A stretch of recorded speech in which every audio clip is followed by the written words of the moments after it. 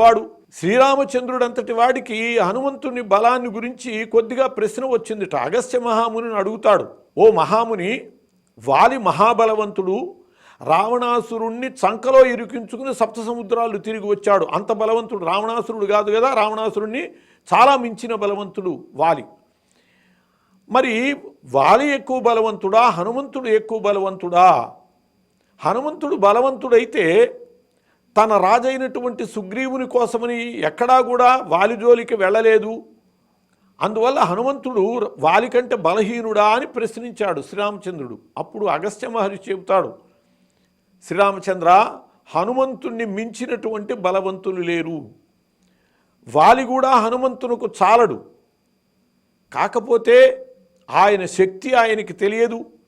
అంతేకాదు తల్లి అయినటువంటి అంజన సుగ్రీవుడి దగ్గరికి హనుమంతుణ్ణి పంపిస్తూ, నాయన, సుగ్రీవుడితో పాటు నాకు మరొక సోదరుడున్నాడు వాలి అని, ఏ పరిస్థితిలో కూడా సుగ్రీవుని కారణంగా వాళ్ళిద్దరూ వివాదపడుతున్నారు కాబట్టి సుగ్రీవుని కారణంగా నా సోదరుడైనటువంటి వాలి జోలికి వెళ్ళొద్దు అని అన్నది. ఎందువల్లంటే అంజనకి తెలుసు హనుమంతుడు వాలి జోలికి వెళ్ళాడంటే వారిని కూడా సంహరింపగలడు. తన సోదరుణ్ణి తన కుమారుడే సంహరించడం ఇష్టం లేక వాలి జోలికి వెళ్ళొద్దు అని అన్నది తప్పితే వాలి కూడా హనుమంతునికి చాలడు అని చెప్పి అగస్త్య మహర్షి చెబుతాడు.